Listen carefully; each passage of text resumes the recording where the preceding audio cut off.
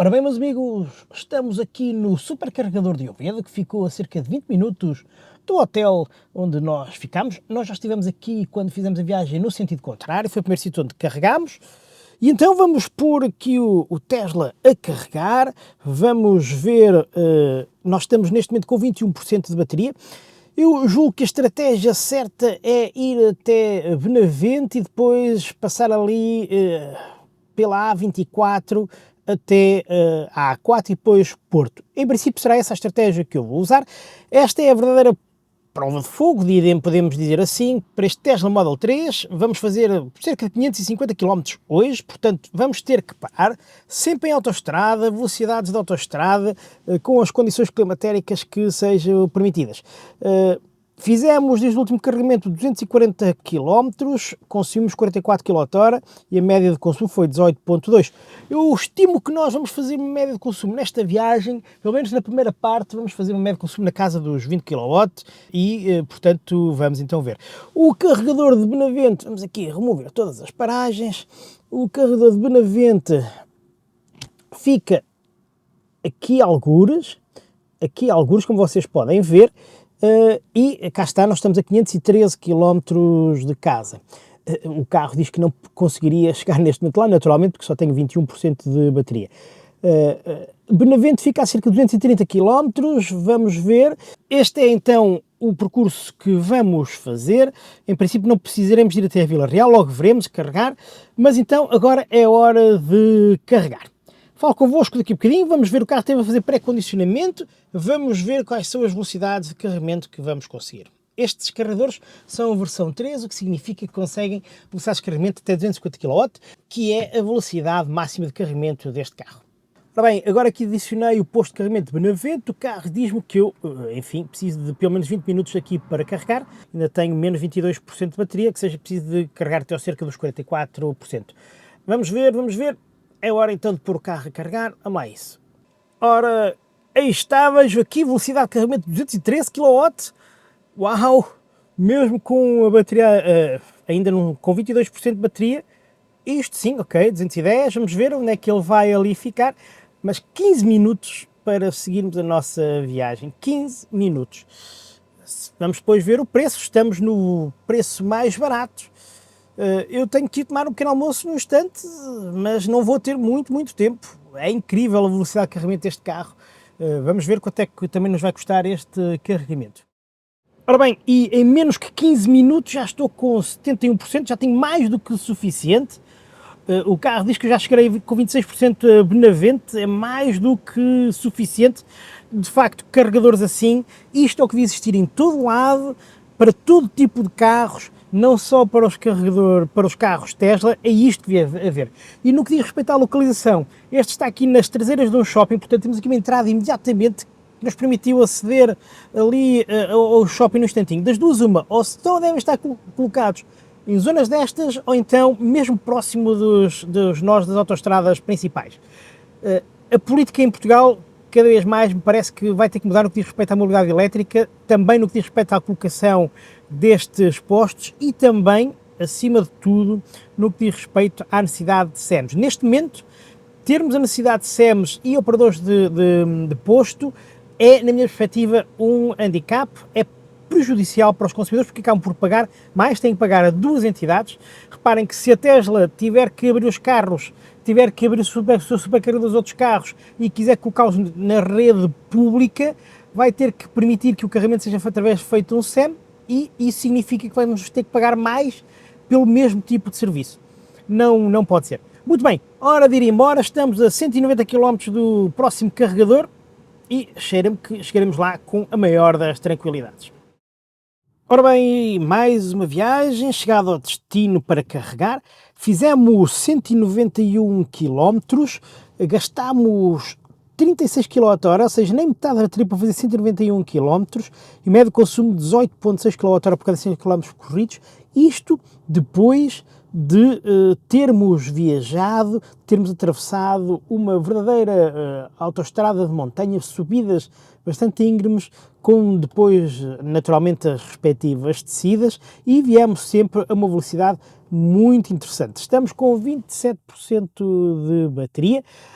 Pequena alteração de planos, deixem-me pôr o carro a carregar e já vos conto tudo. Vamos ver qual é a velocidade de carregamento que vamos conseguir. O carro começou a fazer o pré-condicionamento, mas eu cancelei que eu quero ver que velocidade de carregamento conseguimos sem o pré-condicionamento, que não se esqueçam, também ajuda a queimar alguma bateria. Falo então já convosco. Verde, estamos a carregar. Ok, já vemos lá dentro. De todo modo, também dizer-vos que este carregador aqui é um daqueles que está aberto a outros carros. Neste caso está ali um Volvo XC, um Volvo C40 a carregar. E fazem bem carregar aqui os carros não Tesla, porque conseguem carregadores rápidos. Este é de 250 kW e conseguem a um preço mais barato quando comparado com os outros carregadores e muitas das vezes nos únicos sítios onde é possível carregar, não havendo outros carregadores. Aqui não me parece que haja outros carregadores, estão ali mais carregadores da Tesla, mas não vejo aqui mais nenhum à volta que tanto quanto me parece. Vamos agora ver lá dentro a velocidade a que estamos a carregar. Ora, as minhas contas dizem-me que eu preciso de 79% para chegar com tranquilidade, portanto, lá está, até cerca dos 80%. Entretanto, muitos carros aqui a chegar. Um pequeno truque para nós conseguirmos melhor otimizar a velocidade de carregamento, vamos ver, estamos a 135 kW, vou desligar aqui o ar-condicionado e vamos ver se isto melhora ou não melhora aqui a potência de carregamento. Bem, agora até baixou aqui um bocadinho, mas a verdade é que ele supostamente tira menos energia e consegue melhores potências de carregamento. Deixem-me estar aqui também na Scan My App, Scan My Tesla, a ver o que é que o carro nos diz. Ora, deixem-me aqui mostrar-vos, estamos neste momento a carregar a 115 kW e dos quais 113, vejam, 114 estão a entrar no carro, vejam ali. Vamos ver se ligarmos o ar-condicionado, liga agora o ar-condicionado, vamos ver quanto é que entra na bateria e quanto é que passa a entrar, vejam, começa ali a baixar um bocadinho, 111, vamos lá, mostrar aqui, 112, 111, aqui a baixar um bocadinho a potência, não muito por acaso, a temperatura das baterias neste momento estão 41, não, onde é que está? Temperaturas da bateria estão a 62 graus, entre 62 e 61 graus, portanto, bem quentinhas, vejam, 110 agora e 113. Apesar deste carro ter bomba de calor e ser bastante eficiente, isto, apesar de tudo, faz diferença, está a baixar para 109, portanto, se eu agora vou desligar o ar-condicionado, vejam, desligo o ar-condicionado e vamos ver o que é que acontece, baixou também a potência de carregamento para 108 e agora a diferença ali é 107, ou seja, apenas 1 kW, portanto, muita atenção a estas coisas. Então, aguardar um bocadinho, o carro diz que preciso de estar aqui a carregar 10 minutos mais, não mais do que isso, é perfeitamente suportável. Depois de carregarmos, pomos-nos a caminho. Mais 282 km para fazer. Ora bem, estamos com 78% de bateria, já parei, o carro diz que chegaremos à guarda com 32% de bateria, eu fiz as minhas contas para um consumo de 22 kW, que nunca obtivemos, entretanto o carro tem teve este consumo nesta viagem, já agora deixa mostrar-vos aqui na viagem também, desde que saímos do Porto e até agora já fizemos 1623 km, média de consumo de 17.1 kWh por cada 100 km percorridos, muito bom. Vamos então agora embora, as baterias estão ali entre os 60 e os 59 graus, parece-me que é um valor elevado, não sei até que ponto é que não seria preferível ter menos calor nas baterias, a longo prazo, o que é que isto faz, por isso é que há pessoas que quando só fazem supercarregamentos podem depois sentir ali uma perda de capacidade e de autonomia, mas por hora uma bateria novinha e não há problema nenhum em usar supercarregadores, relembro, desde que estejamos a fazer viagens longas e desde que não seja a regra. Assim como não há problema nenhum também carregar até 100% de vez em quando, especialmente em cenários de viagem. No caso aqui, como vocês viram, os últimos carregamentos que fiz, não tive essa necessidade, mas se houvesse necessidade não havia qualquer tipo de problema. E também já vos disse que as baterias LFP, que estão na versão de entrada deste Model 3, até aconselham que se faça essas cargas a 100%. Bem, hora de ir embora, mais 282 km para fazer. Vemo-nos agora quando chegarmos à Guarda. Até já! Ora bem, chegamos ao nosso destino, mais 283 km feitos. Este carro engole quilómetros com uma facilidade gigantesca e vejam, médio consumo 19.0 kWh por cada 100 km percorridos e não viemos devagar. Vejam, 283 km em 2 horas e 10 minutos, portanto, viemos andar e bem. É hora de carregar. Estes carregadores são carregadores de segunda geração, portanto 150 kW. Vamos então carregar, iniciar a carga e, como vimos, chegamos aqui com 5% de bateria. As minhas contas estavam certas, aquilo que o carro inicialmente dizia não fazia sentido. Chegámos aqui com 30 e tal por cento de bateria, parecia-me difícil. Nós gastámos 54 kWh. Gastámos 54 kWh para fazer estes 283 km, por isso não podia ser aquilo que o carro dizia. As minhas contas numa estimativa de um consumo de 22 kWh por cada 100 km percorridos dizia 79%, nós saímos com 74%, mesmo assim, 74% ou 76%, já não tenho bem a certeza, mas mesmo assim cerca de 70% para fazer 283 km, o que significa que com esta média de consumo o carro conseguiria fazer 380 km com uma só carga, o que é já muito bom, muito próximo, por exemplo, daquilo que a minha Volvo V60 T6 conseguia fazer com o depósito a velocidades muito próximas destas. Bem, a Volvo fazia cerca de mais 50 km, mas depois pesava mais na carteira. Vamos agora carregar e depois vou-vos mostrar aqui uma coisa, vamos fazer aqui uma pequena experiência. Ora bem, estamos já aqui a carregar, este é um carregador de 150 kW, portanto estamos a carregar muito próximo daquilo que é a velocidade permitida.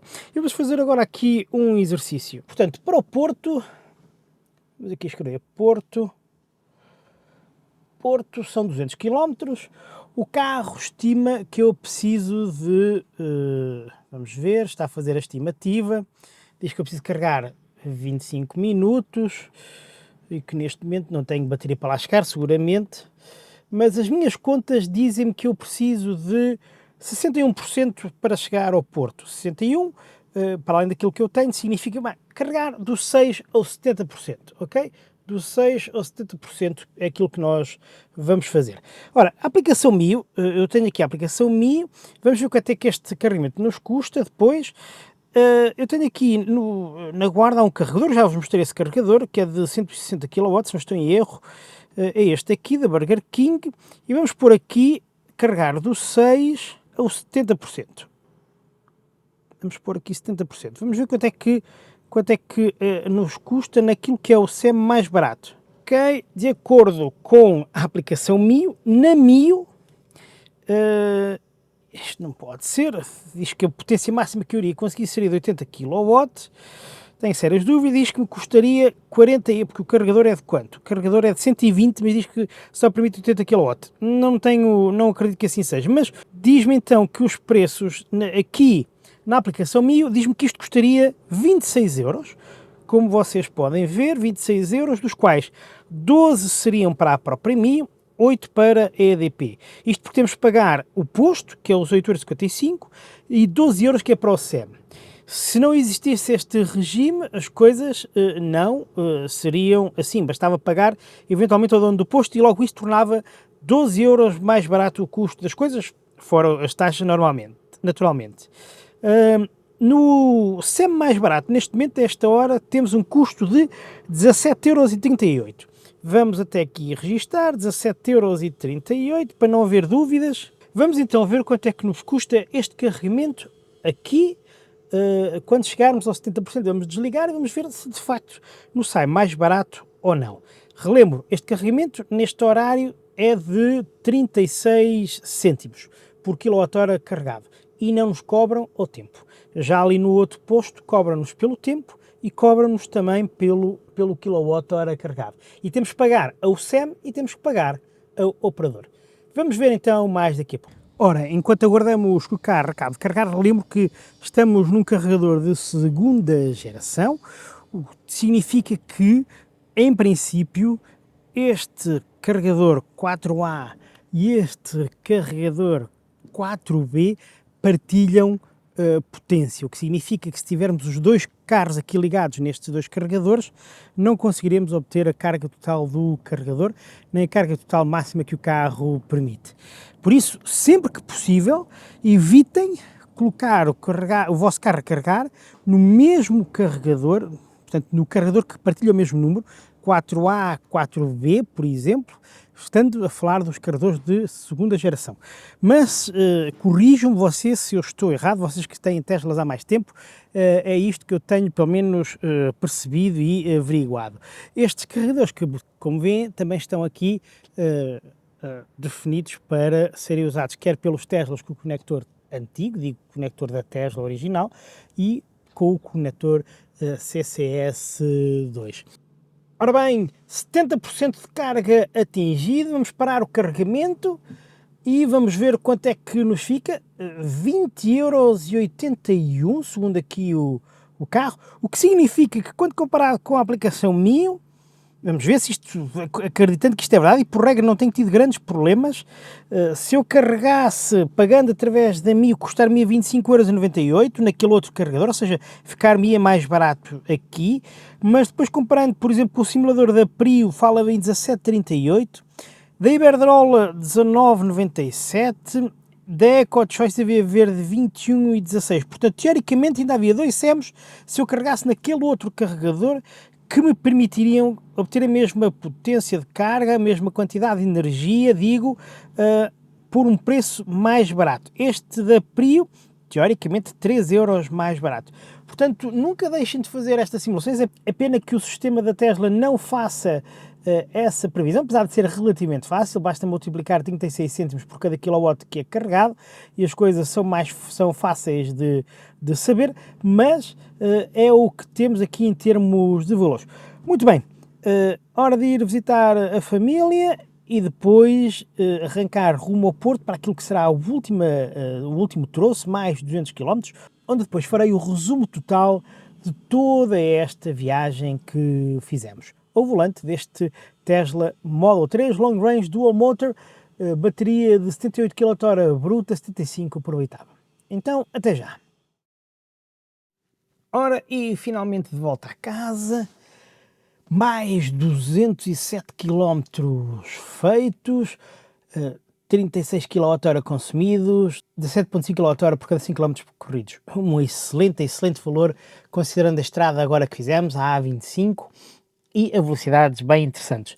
Tudo isto para um total, vejam aqui, de 2.113 km, com um total de energia consumida de 377 kW e o consumo médio de 17,4 kWh por cada 5 km percorridos. Um valor impressionante. Subimos e descemos montanhas, andámos sempre em autoestrada, a velocidades de autoestrada, e este carro portou-se de forma simplesmente incrível.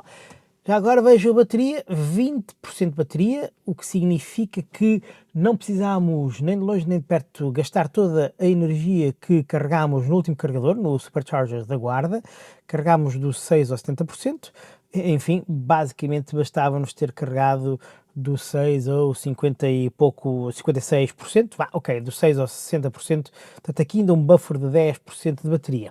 Tudo isto para dizer que este Model 3 Long Range Dual Motor é uma excelente opção de compra. Relação qualidade-preço e eficiência, neste momento parece-me que será imbatível ou haverá muito pouco que possa bater este carro. Naturalmente, apelando